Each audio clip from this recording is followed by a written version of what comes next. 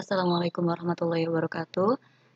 Sebelumnya saya Haluli Maimunah akan menjelaskan atau mempresentasikan proposal skrip penelitian saya untuk dengan judul menentang dengan karya sastra aksi penyair terhadap kekuasaan Orde Baru tahun 1970 sampai dengan 1998.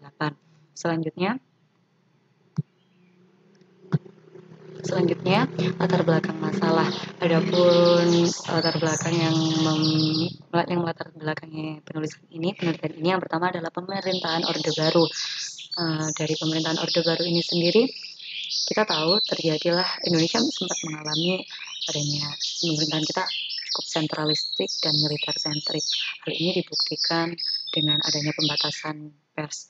Pembatasan pers sendiri dapat dilihat dari perubahan UU nomor 11 tahun 1966 yang diubah menjadi UU nomor 21 tahun 1982.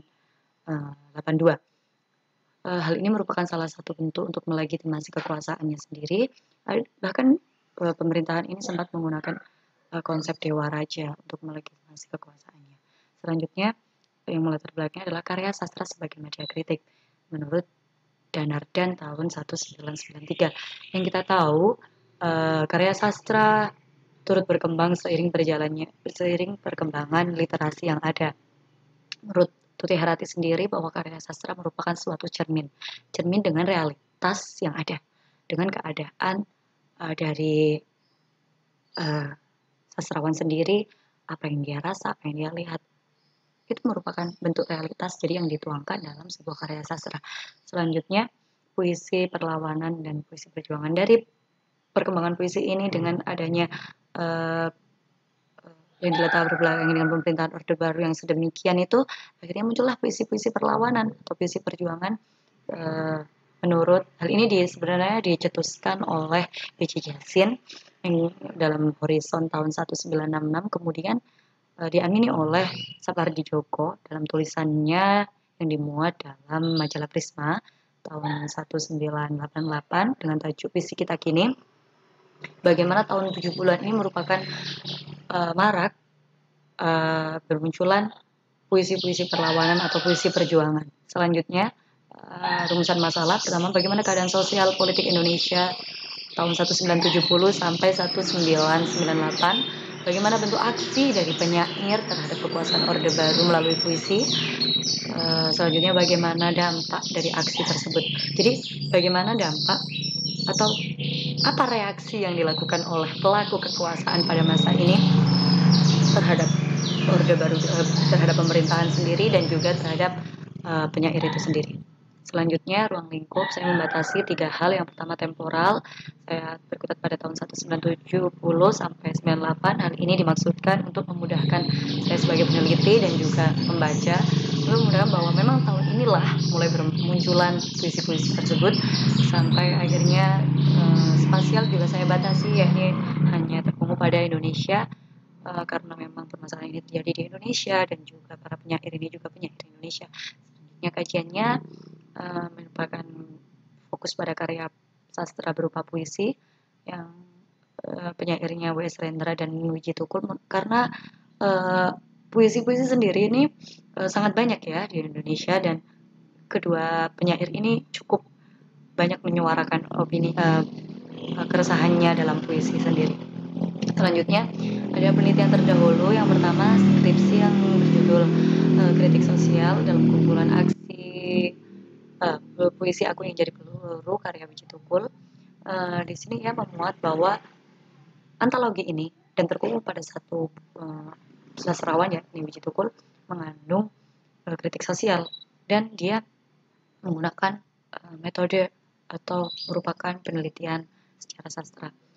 Selanjutnya, Sastra Ideologi Politik dan Kekuasaan merupakan salah satu buku yang mengulas secara cermat bagaimana 3 hal tersebut, ideologi, puisi, dan kekuasaan mempengaruhi perkembangan kesastraan yang ada termasuk di Indonesia di masa Orde Baru, di bawah kekuasaan Orde Baru. Selanjutnya ada Eveling ini yang rahasia membutuhkan kata, merupakan cikal bakal banyaknya penelitian membahas tentang kritik sosial yang ada dalam puisi. Jadi dia menyatukan puisi-puisi dari 24 penyair, sastrawan, kemudian menjadikan satu dan diberikan deskripsi naratif dan disusun secara kronologis.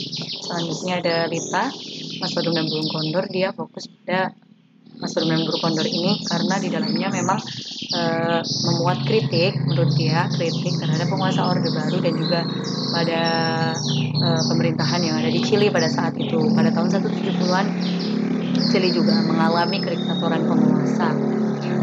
Tulisan ini karyanya W.S. Rendra ini sendiri di lingkup dalam suasana yang Amerika Latin sebenarnya, bukan Indonesia, tapi menurut dia ini terdapat kritik terhadap penguasa Orde Baru.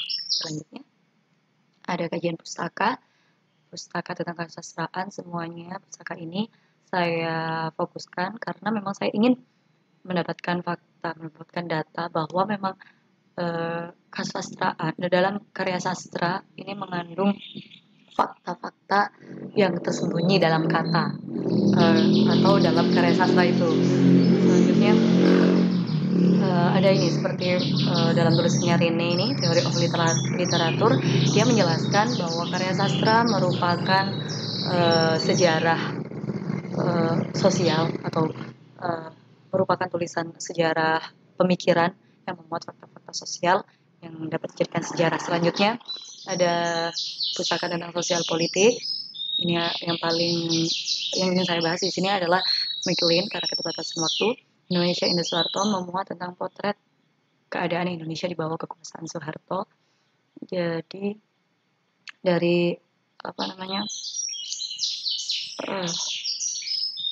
foto, esai dan kumpulan-kumpulan esai yang memuat tentang Indonesia di bawah kekuasaan Soeharto. Juga ada Soeharto sebuah biografi, merupakan dia menjelaskan dari Soeharto awal menjadi presiden sampai dengan lengsernya Soeharto yang dia susun secara kronologis. Selanjutnya ada pustaka tentang karya sastra puisi. Yang dua di atas merupakan sejarah perpuisian kita, seperti halnya bagaimana mantra itu merupakan cikal bakal perpuisian kita kini dan lain sebagainya, dan kayak penggolongan sastrawan ini dan itu, dan ini termasuk puisi apa dan puisi apa.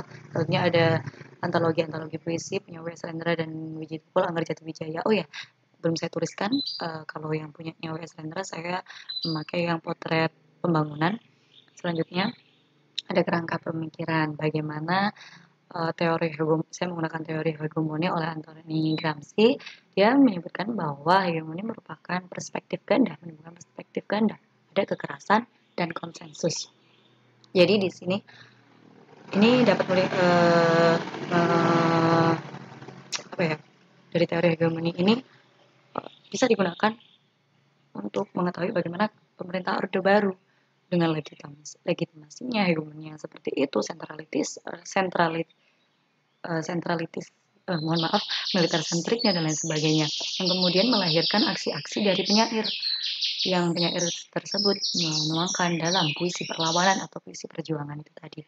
Puisi-puisi ini nanti akan saya lakukan analisis wacana kritis karena menurut Norman Verloh bahwa karya sastra merupakan sebuah wacana. Sedangkan wacana sendiri bukan hanya sekedar wacana, namun mengandung fakta, data, dan konsep. Yang itu tadi dapat kita susun menjadi sebuah sejarah. Seperti itu. Jadi karena puisi merupakan karya sastra juga, jadi saya menggunakan analisis wacana kritis untuk mengetahui ketika berbagai hal yang ada dalam puisi itu tersebut. Jadi dari atas ada hegemoni, pembentuk Orde Baru, dari tengah ada analisis wacana kritis, puisinya, dan nanti melahirkan kritik sosial dari bawah oleh penyair ini. Selanjutnya ada reaksi atau dampak. Dampak ini merupakan reaksi dari pelaku kekuasaan Orde Baru sendiri. Seperti itu. Untuk melakukan analisis wacana kritis ada 3 hal yang harus dilakukan. Yang pertama deskripsi, bagaimana wujud bahasa yang digunakan dalam puisi. Interpretasi, mengapa penyair menggunakan bahasa itu, kenapa dia memilih bahasa itu. Selanjutnya ada eksplanasi. Inilah yang paling penting, kita harus tahu latar belakang dari penyair dan hubungannya atau relasinya dengan hegemoni yang ada pada saat itu. Jadi apa hubungannya sehingga ia menggunakan puisi yang inilah menuangkannya dalam puisi. Dari puisi inilah kita akhirnya tahu fakta-fakta dan data dari apa yang dituliskan oleh penyair. Dan nanti akan menghasilkan kritik sosial. Selanjutnya, ini ada pemilihan topik. Mohon maaf, ini akan saya jelaskan lebih cepat karena waktunya tidak mencukupi. Saya sendiri menggeluti teater mulai SMA. Untuk intelektualnya, menambah hazanah penulisan sejarah sosial dengan kajian analisis wacana kritis pada puisi. Jadi saya menggunakan media puisi ini. Selanjutnya ada heuristik, saya mengumpulkan sumber primer seperti majalah dan koran, ada sekunder, buku-buku, artikel, dan lain sebagainya yang sesuai dengan tema penelitian. Ada kritik sumber, yang pertama eksternal, koran-koran atau majalah sezaman seperti Kompas dan majalah Prisma. Kritik internal, antologi nyanyian puisi, nyanyian akar rumput dan potret pembangunan yang dalamnya memuat puisi-puisi perlawanan atau perjuangan. Selanjutnya ada interpretasi, analisis sumber. Yang pertama, saya melakukan analisis bagaimana apa yang termuat dalam majalah Prisma yang nanti akan bertajuk puisi kita kini, yang memuat tentang di situ ada muncullah pada tahun 1970-an ini 70-an muncul puisi-puisi perlawanan atau puisi perjuangan yang selanjutnya akan saya sintesiskan atau satukan dengan puisi-puisi yang memang bermunculan pada saat itu oleh Wiji Tukul dan Wesrendra. Bab 1 pendahuluan, ya seperti tadi. Yang bab 2 menjelaskan kondisi sosial politik Indonesia di bawah kekuasaan Orde Baru. Yang selanjutnya bab 3 memaparkan aksi penyair dalam puisi-puisinya. Puisi itu bukan hanya puisi, bagaimana penyair, apa yang dilakukan penyair. Seperti yang dilakukan Wiji Tukul dengan puisinya, dia melakukan mengumpulkan semua orang untuk melakukan pemogokan di Sirtek di Solo, pabrik Sirtek itu ada ribuan buruh berhenti mogok kerja. Dengan puisinya dia menggerakkannya. Selanjutnya ada bab 3 menjelaskan tentang bab 4. Mohon maaf, itu bab 4 menjelaskan dampak dari aksi atau reaksi apa yang dilakukan oleh pelaku-pelaku kekuasaan. Selanjutnya ada bab 5 penutup, kesimpulan, dan kritik saran. Selanjutnya ini adalah arsip-arsip yang saya dapatkan agak cepat. Ini merupakan bagaimana hubungan baiknya Soeharto, pemimpin kita pada saat itu, dengan ABRI. Banyak sekali kabar yang memberitakannya. Sampai pemilu pun